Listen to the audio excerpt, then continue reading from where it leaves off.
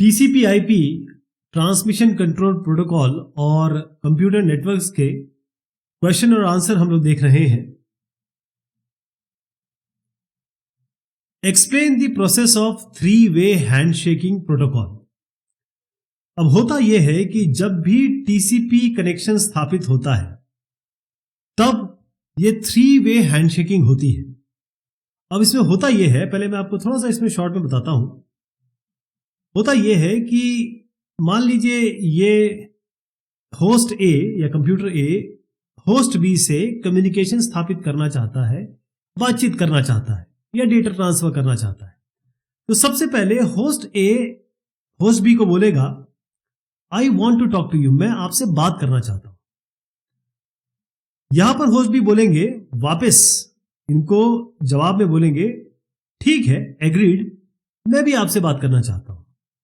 और फिर उसके बाद ये भी बोलेंगे ठीक है, ओके, चलिए बात करते हैं। तो ये तीसरा हो जाता है।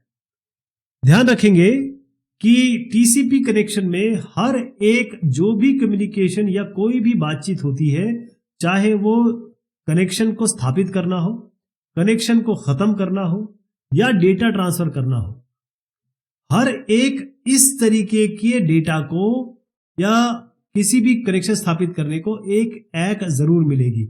एक्नॉलेजमेंट ही सारा दारोमदार है रिलायबिलिटी के लिए, इसीलिए हम टीसीपी को रिलायबल प्रोटोकॉल कहते हैं। ट्रांसपोर्ट लेयर प्रोटोकॉल है ये। तो चलिए अब इसका ये बताता हूं ये चीज क्या हो रही है। इसके लिए आपको इसका हेडर बहुत अच्छे से पता होना चाहिए टीसीपी का। पहला जो स्टेप है वो है SYN। ये SYN है सिंक्रोनाइजेशन के लिए। जो पहला है, क्लाइंट चाहता है कि वो सर्वर के साथ कनेक्शन स्थापित करे, तो वो ये SYN भेजता है जिसे हम कहते हैं सिंक्रोनाइजेशन सीक्वेंस नंबर। क्या है? SYN, synchronization sequence number, SYN हो गया। वो ये सर्वर को बताता है कि मैं अब कम्युनिकेशन स्थापित करना चाहता हूं और मेरा सीक्वेंस नंबर क्या होगा। तो यहां इनका सीक्वेंस नंबर है 1। ध्यान रखिएगा, अभी इसकी वैल्यू बताऊंगा कैसे यहां पर आएगी। यहां तक हो गया? पहली चीज समझ गया कि पहली चीज ये हुई कि ये इनसे बात करना चाहते हैं, इन्होंने एक SYN सिंक्रोनाइजेशन करना चाहते हैं और सीक्वेंस नंबर कोई भी ये नंबर हो सकता है। चलिए एग्जांपल लेके चलते हैं, 1 है। अब अगला क्या होता है? अब जो सर्वर है या होस्ट बी है, ये वापस क्या करेंगे? ये रिप्लाई करेंगे क्लाइंट को सिन और एक् दोनों के साथ, यानी सिन और एक् ये सिग्नल बिट सेट है, इस दोनों के साथ करेंगे। एक्नॉलेजमेंट क्या बताएगा? ध्यान दीजिएगा, सीक्वेंस नंबर था 1। ये जो शुरुआत करना चाहते हैं सीक्वेंस 1, मतलब ये जब ये बातचीत शुरू करेंगे तो इनकी जो भी बाइट भेजेंगे, जो भी डेटा भेजेंगे, उसकी पहले बाइट का नंबर होगा 1। ये कुछ भी हो सकता है, रैंडम जनरेटेड है, हम मान के चलते हैं ये 1 है। तो ये जो एक्नॉलेजमेंट वापिस भेज रहे हैं वो ये कह रहे हैं ठीक है, मैंने आपकी बात समझ ली, मैं बात करूंगा। एक्ट 2 का मतलब ये होता है जो भी सीक्वेंस नंबर होगा उसका एक बढ़ा के भेजेंगे। ठीक है जी। एक्नॉलेजमेंट जो होता है हमेशा एक्ट जो होता है वो सीक्वेंस +1 होता है। तो ये बोलेंगे ठीक है, हम ठीक है बात करेंगे, और वो ये बताते हैं सीक्वेंस नंबर। ये इन्होंने ये तो बता दिया कि ठीक है, आप ठीक है 1 आप हो गया, अब 1 मुझे मिल गया, अब आप 2 से भेजना शुरू करिए। साथ में जब वापस भेजते हैं तो ये सीक्वेंस अपना बताते हैं। जैसे इन्होंने कहा सीक्वेंस मेरा 1 है कि मेरी बाइट जो आएगी उसका पहला नंबर 1 होगा। ये भी बताते हैं ठीक है साहब, आपने तो बता दिया, हमारा जब बाइट आएगी तो उसका जो पहला जो वो होगा सीक्वेंस नंबर, पहले बाइट का नंबर जो होगा वो होगा 50, मतलब इनका होगा 50। इन्होंने जवाब भी दे दिया 1 प्लस करके और अपना सीक्वेंस नंबर भी बता दिया। ये हो गया। अब मतलब ये भी तैयार हो गया कि हम भी बात करना चाहते हैं। अब तीसरा जो होगा वो ये होगा एक्। ये फाइनल पार्ट है 3-वे हैंडशेकिंग का। क्लाइंट फिर से एक्नॉलेज करता है, इस रिस्पॉन्स देता है सर्वर को कि ठीक है, हम एक्चुअल डाटा ट्रांसफर शुरू करते हैं। और यहां पर ये जो एक् भेज रहे हैं, मैंने आपसे क्या कहा, एक् सीक्वेंस +1 होता है, तो इसका एक् क्या होगा, एक्नॉलेजमेंट क्या होगा, इनके सीक्वेंस का एक जोड़ के, ठीक है, कि अब 51 इसका एक्नॉलेजमेंट हो जाएगा। तो इस तरीके से 3-वे हैंडशेकिंग प्रोटोकॉल काम करता है। कनेक्शन स्थापित अब हुआ है, इसके बाद डेटा ट्रांसफर शुरू होगा। ठीक है जी। तो यहां पर यह हुआ कि जो पहला और दूसरा स्टेप है ये वाला, ये कनेक्शन पैरामीटर जो सीक्वेंस नंबर है, सीक्वेंस नंबर दोनों में आ गया। ये देखिएगा, ये एक डायरेक्शन में, ये भी एक डायरेक्शन में। इन्होंने एक्नॉलेज कर दिया। जो स्टेप 2 और 3 है, ये सीक्वेंस नंबर इन्होंने भेजा इस डायरेक्शन में, इन्होंने इस डायरेक्शन में भेजा सीक्वेंस नंबर, इन्होंने इस डायरेक्शन में भेजा, और फाइनली यहां पर एक्नॉलेजमेंट आ गया। अब एक तरीके से फुल ड्यूप्लेक्स यानी कि दोनों एक साथ भेजेंगे, ये कम्युनिकेशन स्थापित हो गया।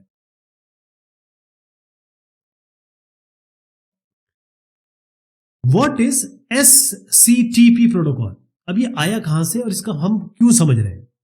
ये आया है TCP से, इसीलिए ट्रांसमिशन कंट्रोल प्रोटोकॉल समझना है तो आपको उसके आगे का भी जानना है। SCTP प्रोटोकॉल, देखिए SCTP जो प्रोटोकॉल है उसका फुल फॉर्म है स्ट्रीम कंट्रोल ट्रांसमिशन प्रोटोकॉल। क्या इसका फुल फॉर्म है? Stream control transmission protocol. ये TCP की तरह कनेक्शन ओरिएंटेड प्रोटोकॉल है। ये आपको फुल डुप्लेक्स कम्युनिकेशन देता है, यानी कि दोनों पॉइंट से कम्युनिकेशन हो सकता है। इसको हम TCP या TCP-NG भी कह रहे हैं। नेक्स्ट जनरेशन, इसको हम या तो कहेंगे नेक्स्ट जनरेशन TCP, या इसका शॉर्ट में हम कह सकते हैं TCP-NG। NG है नेक्स्ट जनरेशन के लिए। खास तौर पे जो टेलीफोनिक कॉन्वर्सेशन है उसके लिए इसका सबसे ज्यादा उपयोग है। अगर आप वॉइस के साथ डेटा एक साथ भेजना चाहते हैं तो TCP के साथ कुछ एक्स्ट्रा होना चाहिए, तो वो SCTP है। बहुत आसानी से SCTP से आप रिलायबल कनेक्शन स्थापित कर लेते हैं, और इसका मेन काम यह है कि कनेक्शन तो स्थापित हो वायरलेस नेटवर्क पे खास तौर पे, और साथ में जो मल्टीमीडिया डेटा है उसका भी ट्रांसमिशन हो सके। मल्टीमीडिया में ऑडियो वीडियो सब आ जाता है। तो STP का जो ये जो स्टैंडर्ड है या स्टैंडर्ड प्रोटोकॉल है वो आपके RFC 2960 में है, और इसको डेवलप किसने किया है? IETF यानी कि इंटरनेट इंजीनियरिंग टास्क फोर्स ने। Differentiate between leaky bucket and token bucket algorithm. पहले मैं आपको लीकी बकेट बताता हूं। पहले तो आप समझ लीजिए, ये हम बाद में इस पे आएंगे, एक्चुअल जो कम्युनिकेशन होता है या डेटा ट्रांसफर होता है। यहां पर देखिए, एक बकेट है, एक बाल्टी है, उसमें आप कितना भी पानी बहाएं, कितना भी पानी भरें, इस नॉब के हिसाब से है। नॉब अगर आप थोड़ा सा कम खोलें तो कम पानी आएगा, ज्यादा खोलें तो ज्यादा पानी आएगा। तो कम खोलेंगे तो मान लीजिए 2 Mbps आ रहा है, ज्यादा खोल दिया तो एकदम से 12 Mbps भी आ जाएगा। अब इतनी वैरायटी, इसको हम कहते हैं बस्टी डेटा, एकदम से इतना आएगा, इतना तो काम नहीं चलेगा। कैसे हैंडल करेगा आपका जो चैनल है? यहां मुश्किल हो जाएगी। उसके लिए लीकी बकेट एल्गोरिथम ये होता है कि आप पानी कितना भी डालिए, इसके अंदर एक छोटा सा होल है और उतना ही पानी निकलेगा। ज्यादा डालिए कम डालिए, पानी इतना ही निकलेगा। तो ये देखिए, चाहे आप 2 Mbps डालिए, 12 Mbps डालिए, हम तो भाई 3 Mbps ही भेजेंगे। तो ये 3 Mbps मतलब इसका जो होल है 3 Mbps का है। तो 12 Mbps डालिए, 2 Mbps डालिए, कोई फर्क नहीं पड़ता, निकलेगा 3 Mbps ही। क्लियर हो गया लीकी बकेट क्या हुआ? अब आइए टोकन बकेट एल्गोरिथम पे। टोकन बकेट क्या करता है तो थोड़ा सा समझिए। देखिए यहां पर क्या हुआ, आपके 5 पैकेट्स आए, इस बकेट में 3 टोकन है। अब ये पहला आएगा, ये टोकन लेगा, यहां पर आ जाएगा। दूसरा आएगा, ये टोकन लेगा, यहां आ जाएगा। तीसरा आएगा, ये टोकन लेगा, यहां आ जाएगा। तो क्या हुआ, ये था 1 2 3 4 और 5। 1 2 3 को 3 टिकट टोकन मिल गए, तो यहां पर क्या आ गया, 1 2 3 तीनों आ गए। अब हो गया टोकन खत्म। अब ये दोनों नहीं आ सकते जब तक टोकन फिल ना हो। इसी को टोकन बकेट एल्गोरिथम कहते हैं। जब यहां पर होस्ट यानी कि जो कंप्यूटर है, जब यहां पर आपका पैकेट सेंड करेगा तो इस बकेट के अंदर पैकेट आएगा। पहले जो भी पैकेट आता रहेगा वो इस बकेट में जाता रहेगा। ये भी एक लीकी बकेट है, ये भी तो लीकी बकेट ही है ना, लेकिन इसमें टोकन होंगे और टोकन रेगुलर इंटरवल में इसमें डाले जाएंगे, और जब तक टोकन ये नहीं लेगा तब तक आगे नहीं बढ़ेगा। ये बर्स्टी डेटा है ना, उनको हैंडल करने के लिए है, ये ध्यान रखिएगा। लेकिन इसमें दिक्कत ये हो जाएगी कि ये तो बहुत अच्छा काम कर रहा है, 12 Mbps को 3 Mbps कर दे रहा है, लेकिन मान लीजिए कि आपका बर्स्टी डेटा कभी कभी आता है तो 3 Mbps एकदम फिक्स्ड हो गया ना, हमेशा फिक्स्ड ही। आपको अगर तेज डेटा रेट चाहिए तब भी नहीं कर सकता ये, यहां पर क्या है कि 3 के बाद ये रिफिल करना चाहेगा। जब तक इसमें आपके एक्स्ट्रा टोकन नहीं आएंगे तब तक ये आगे नहीं बढ़ सकते, ये फिर स्टारवेशन में चला जाएगा। ये चीज है, इसकी भी तकनीकें हैं, लेकिन अभी खैर एल्गोरिथम के डिफरेंस समझिए। जो बकेट है ये कांस्टेंट रेट पे लीक कर रही है। जैसे मैंने आपको बताया, चाहे 2 डालिए चाहे 12 डालिए, आएगा 3 एमबीपीएस ही बाहर। यहां पर क्या होता है, इसकी मैक्सिमम कैपेसिटी है, इस बकेट की मैक्सिमम कैपेसिटी। टोकन जब तक है आपके पैकेट पास होते रहेंगे। मान लीजिए यहां पर पूरे के पूरे 5 टोकन होते तो पांचों के पांचों पास हो जाते। जो बस्टी ट्रैफिक है, ये जो बस्टी ट्रैफिक है यानी कि 12 एमबीपीएस 2 एमबीपीएस आ रहा है, एकदम से 12 आ गया, उसको हम यूनिफॉर्म पैकेट में बदल देते हैं, यानी कि 3 एमबीपीएस में जाएगा। क्लियर? यहां पर आइए, यहां पर आपका जो पैकेट है, जब तक वो टोकन नहीं लेगा इस बकेट से तब तक वो आगे नहीं बढ़ेगा, और टोकन होंगे तभी आगे बढ़ेगा। टोकन ले लेगा तो आ जाएगा, टोकन नहीं होगा तो रह जाएगा। अंतर सब इसी टोकन का ही है। इसमें होता यह है कि जब प्रैक्टिस में हम इसको इंप्लीमेंट करते हैं तो ये एक क्यू है, फाइनाइट क्यू, और इससे आप एक कांस्टेंट रेट पे चीजों को बाहर भेज रहे हैं, बस ये समझिए। यहां पर एक समस्या जो मैंने पहले भी बताई आपको, अगर टोकन खत्म हो गया इस बकेट में तो पैकेट आएंगे ही नहीं, पैकेट रुक जाएंगे। What are the TCP connections phases? तो टीसीपी कनेक्शन में 3 फेज होते हैं, देखिए क्या करके। पहला जो फेज होता है वो होता है कनेक्शन एस्टैब्लिशमेंट। इसको हम कहते हैं 3 वे हैंडशेक एल्गोरिथम है। उसके बाद डेटा ट्रांसफर होगा, हर एक डेटा जाएगा, उसका एक्नॉलेजमेंट मिलेगा, डेटा जाएगा, एक्नॉलेजमेंट मिलेगा। उसमें स्लाइडिंग विंडो प्रोटोकॉल यूज होती है, ज्यादा फ्रेम, यानी दोनों जो सर्वर और क्लाइंट है अपने बता देते हैं कि भाई हमारा ये विंडो साइज है, उस विंडो साइज के हिसाब से वो स्लाइडिंग बकेट आगे बढ़ती रहती है। और जहां पर कोई डेटा लॉस नहीं हुआ तब तो बहुत अच्छी बात है, दोनों के स्लाइड होते रहते हैं। जहां पर एक्नॉलेजमेंट नहीं मिला वहां पर रिट्रांसमिशन हो जाएगा। तो पहला कनेक्शन स्टैब्लिशमेंट हो गया, डेटा ट्रांसफर ही हो गया। अब होगा कनेक्शन का फिनिशिंग, उसे कहते हैं कनेक्शन टर्मिनेशन। तो ये दोनों समझना जरूरी है। डेटा ट्रांसफर तो बता ही दिया। देखिए पहले क्या होगा, ये इनसे कनेक्शन स्थापित करना चाहिए, वो भेजेंगे आपका एक SYN, यानी कि वो सिंक्रोनाइज करना चाहते हैं इनसे। तो यहां पर ये सिंक्रोनाइज के लिए एक सीक्वेंस नंबर के साथ भेजेंगे पैकेट। यहां पर ये कहेंगे ठीक है मुझे मिल गया। हमेशा एक्नॉलेजमेंट सीक्वेंस नंबर से एक ज्यादा होता है, तो ये एक्नॉलेजमेंट, हर चीज की एक्नॉलेजमेंट आती है, ध्यान रखिएगा टीसीपी में। ये एक्नॉलेजमेंट भेजेंगे, ठीक है 8000 है, 8001 हम एक्नॉलेजमेंट भेज रहे हैं। लेकिन ये भी जान लीजिए कि जो हमारा ये इन्होंने तो बता दिया कि जो मेरा बाइट स्ट्रीम आएगा उसका पहला नंबर होगा 8000। ये कहते हैं ठीक है आपका हमने एक्नॉलेज कर लिया 8001, अब आप 8001 भेजिए, आपने 8000 भेजना था 8001 भेजिए। लेकिन मेरा जो सीक्वेंस नंबर होगा, मेरे जो बाइट सीक्वेंस नंबर होता क्या है, जैसे मान लीजिए इतना डेटा भेजना है तो इसका ये पहला जो बाइट आएगा ना, बाइट स्ट्रीम होता है टीसीपी, उसका नंबर होता है। तो ये कहते हैं ठीक है आपने तो मुझे 8000 बता दीजिए, आप 8001 भेज दीजिए, अब मेरा 15000 आएगा, ध्यान रहेगा आपको। तो ये कहते हैं ठीक है जी आपने 15000 भेजा, हम एक्नॉलेज कर देते हैं 15001 और सीक्वेंस यही रहेगा। कई किताबों में आप 8001 भी भेजेगा, क्योंकि ये इसको रीयूज कर सकते हैं, क्योंकि ये केवल एक कनेक्शन एस्टैब्लिशमेंट है। अब कनेक्शन स्थापित हो जाएगा, इसके बाद डेटा भेजते रहिए जैसे मैंने बताया आपको। अब कनेक्शन जब बातचीत हो गई तो अब कनेक्शन खत्म होगा। तो कनेक्शन खत्म कैसे होगा?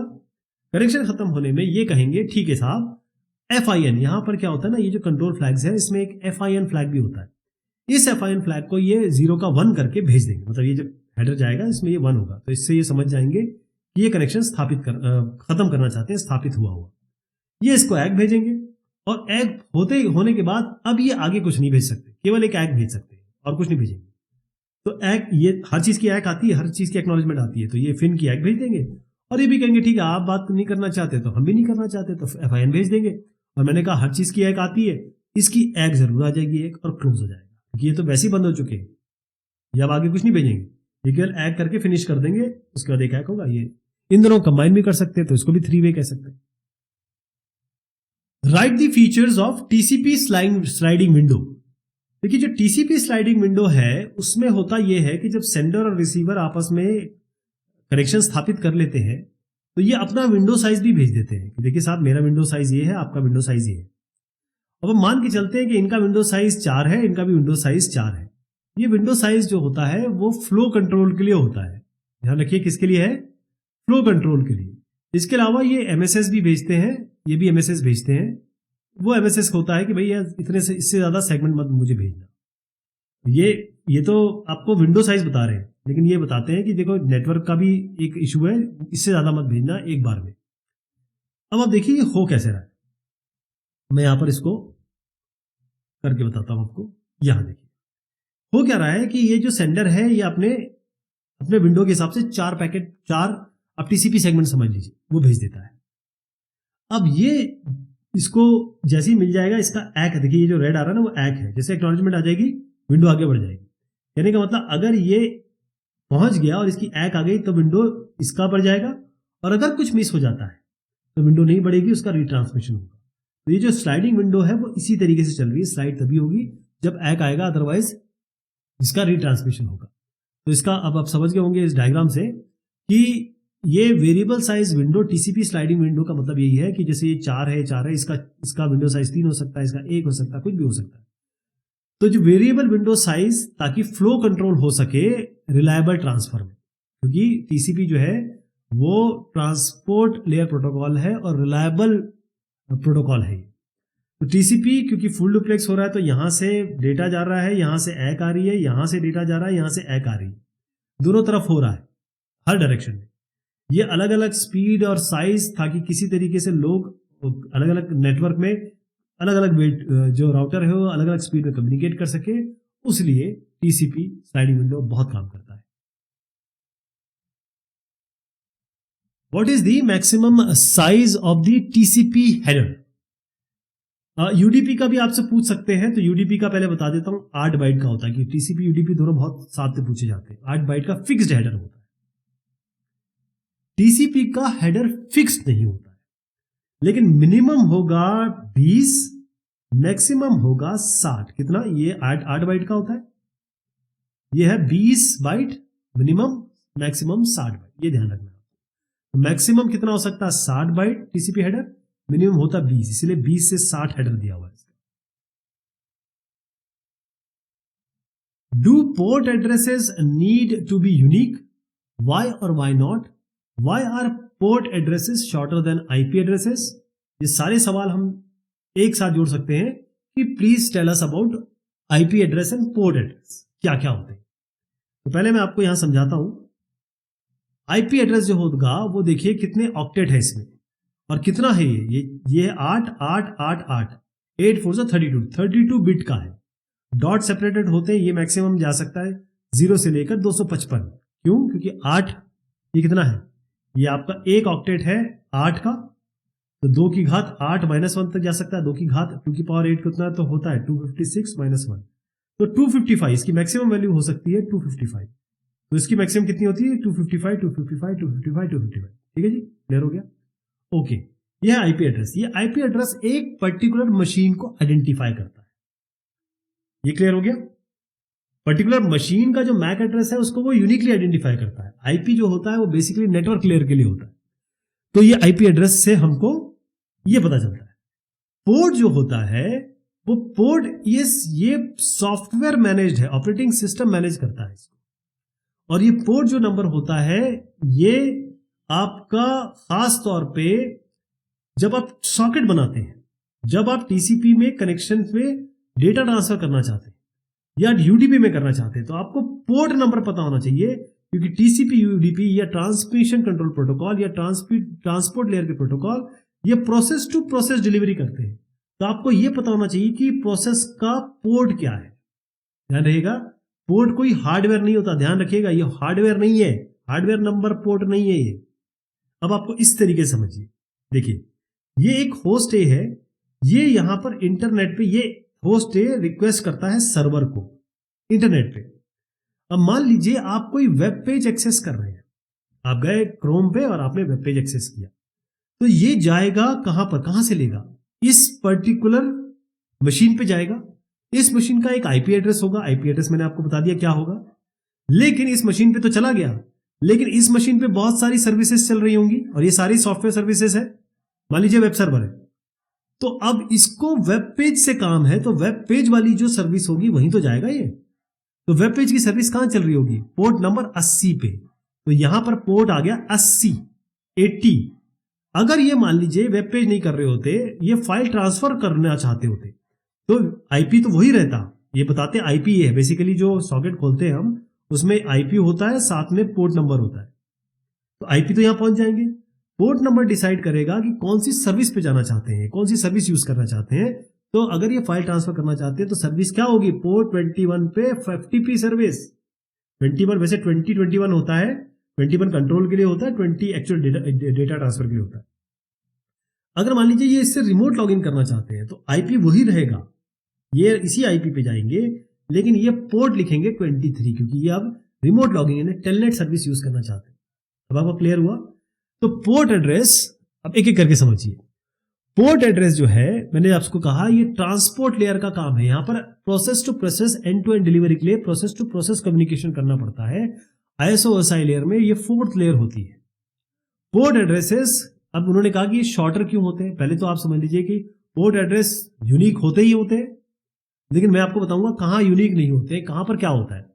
0 से लेकर, देखिए पोर्ट जो है वो आपका जाता है, ये होता है 16 टू द पावर 16, यानी 2 बाइट का होता है। ये पोर्ट जो होगा, पोर्ट एड्रेस 2 बाइट का होता है, ये 2 बाइट का होगा केवल। तो 2 बाइट में कितना हुआ? 2 की पावर 16 -1, यानी 0 से लेकर 6553, ये जो 2 की पावर 16 होता है 365536, 0 से लेकर कहां तक जाएगा? ये 65535 तक जाएगा। तो पोर्ट एड्रेसेस यहां से यहां तक ही हो सकते हैं, लेकिन ये देखिए कितना बड़ा नंबर है। अब आप बोलेंगे ये इसमें 0 से लेकर 1023 तक ये वेल नोन पोर्ट्स है, जैसे 80 इसके बीच में आता है, 21 इसके बीच में आता है। अगर आप HTTPS करते हैं 443 इसके बीच में आएगा, तो ये वेल नोन पोर्ट्स है, इसको आप यूज नहीं कर सकते।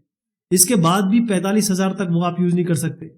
45, अगर आप कोई भी पोर्ट अपना करना चाहते हैं तो 45,000 से इस नंबर तक 65535 तक आपको ऑपरेटिंग सिस्टम कोई भी पोर्ट दे देगा, लीजिए जो भी अवेलेबल होगा, ठीक है। तो वो कोई यूनिक नहीं होगा, वो आपको कोई भी मिल जाएगा। लेकिन पोर्ट एड्रेस यूनिक इसलिए होते हैं इस यहां के टर्म्स में, वो इसलिए होते हैं क्योंकि हर एक पोर्ट की एक यूनिक सर्विस चल रही होती है उस पर।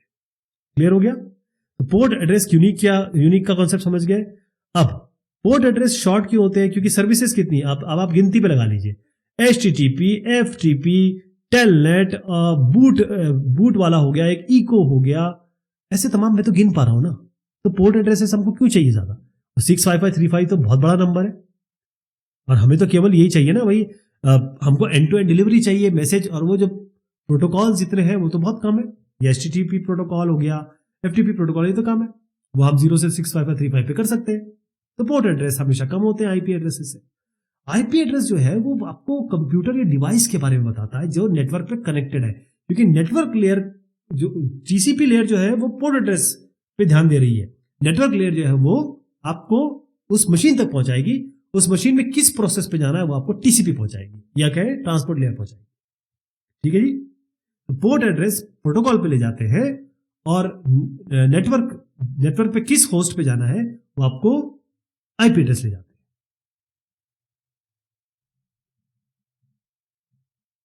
Define the term datagram. देखिए जहां भी डेटाग्राम आएगा ना, आपके दिमाग में ठन से UDP बजना चाहिए, यूजर डेटाग्राम प्रोटोकॉल। ध्यान रखिएगा, ट्रांसपोर्ट लेयर में 2 इंपॉर्टेंट प्रोटोकॉल है, एक आपका TCP है, एक UDP है। UDP जो है यूजर डेटाग्राम प्रोटोकॉल है, तो सवाल उसी के बारे में है। TCP है ट्रांसमिशन कंट्रोल प्रोटोकॉल, इसका जो ये डेटाग्राम कुछ नहीं है, पैकेट ही है एक तरीके से, वहां डेटाग्राम कहते हैं इसको, UDP में डेटाग्राम कहते हैं। TCP में भी पैकेट है ना, अलग अलग लेयर पे अलग अलग नाम होते हैं। TCP में इसको TCP सेगमेंट कहते हैं। क्या कहते हैं? TCP segment. अब आइए आप इस पे डेटाग्राम पे। तो डेटाग्राम एक लॉजिकल यूनिट है, पहले आपको इसके बारे में थोड़ा और बता देता हूं। देखिए ये UDP का हेडर है। अब UDP का जो हेडर होता है वो 8 बाइट का होता है। इसमें आपका सोर्स पोर्ट, डेस्टिनेशन पोर्ट, बस इतना होता है। लेंथ चेकसम भी आपकी ऑप्शनल है, और यहां पर डेटा होगा। यानी कि UDP का अगर UDP का पैकेट या डेटाग्राम, पैकेट छोड़िए डेटाग्राम है, तो 8 बाइट का हेडर होगा, बाकी यहां पेलोड होगा, यानी कि यहां का एक्चुअल डेटा होगा। अब समझिए, देखिए ये आपका डेटाग्राम एक लॉजिकल यूनिट है, ये यूनिट हो गई जिससे आप इंफॉर्मेशन ट्रांसफर करते हैं। और किससे करते हैं? यूडीपी से। जो डेटा आप ट्रांसमिट कर रहे हैं यहां से यहां तक, ठीक है, यहां पर आपकी डिलीवरी रिलायबल नहीं है, बीच में पैकेट गिर सकते हैं, चले भी गए, कोई फर्क नहीं पड़ता। तो दो पार्ट हो गया, एक हेडर हो गया, ये आपका पेलोड हो गया, एक हेडर और एक पेलोड। अब ध्यान रखिएगा, इसमें कोई पहले कनेक्शन स्थापित नहीं करना पड़ता यूडीपी में, यहां से भेज दिया वहां पहुंच जाएगा। मतलब कोई पाथ नहीं है, एक पाथ यहां से, अभी एक एग्जांपल से बताता हूं आपको, कोई पाथ डिसाइडेड नहीं है, कहीं से भी जा सकता है। और डेटा को बेसिकली क्या करते हैं, इन पार्ट में छोटे में डिवाइड करते हैं, इसको फ्रेगमेंटेशन कहते हैं, फिर हम अलग अलग रूट से इसको भेजते हैं। तो इसको भी बता देता हूं आपको यहां पर क्या हो रहा है। एक्चुअल सिनेरियो ये है, देखिए यूडीपी है या कहें डेटाग्राम है, यहां से आप 4321 भेज रहे हैं, मतलब 1234 भेज रहे हैं, यहां से जाएगा, ये कहीं से भी चला जाएगा, जो भी इसको राउटिंग एल्गोरिथम से जहां भी मिलेगा, ये यहां पर पहुंचना है इसको, या पहुंच तो जाएगा। ये इन ऑर्डर नहीं होता है, टीसीपी इन ऑर्डर होता है, ये आपका किसी भी ऑर्डर में आ सकता है, हो सकता है इन ऑर्डर में भी आ जाए, मतलब कोई भी पैकेट पहले बाद में आ सकता है, लेकिन डेटाग्राम का कॉन्सेप्ट समझ गया आप। अब फिर से समझिए, datagram independent self content message है, मतलब ये इंडिपेंडेंट है, किसी और से लेना देना नहीं है इनका, ये अपने आप घूमेंगे, कहीं भी घूमेंगे, और कहीं इसकी जो डिलीवरी है गारंटीड नहीं है। क्लियर हो गया? इसके अलावा एक और चीज समझ लीजिए, जो पैकेट है वो कुछ नहीं होता है, वो एक साइज होता है, जो 7 से लेकर पैकेट हो, टीसीपी सेगमेंट हो या फिर यूजर डेटाग्राम हो, कुछ भी आप कहिए, वो 7 से लेकर 65542 बाइट्स का हो सकता है। जब हम टीसीपी के बारे में बात करते हैं तो टीसीपी सेगमेंट कहेंगे, वो कनेक्शन ओरिएंटेड होता है। जब हम यूडीपी के बारे में बात करेंगे तो डेटाग्राम के बारे में बात करेंगे, कनेक्शनलेस होता है। What are the registered port and dynamic port, इसकी हम चर्चा करेंगे अगली बार। तब तक के लिए शुक्रिया, मेहरबानी आप सभी की।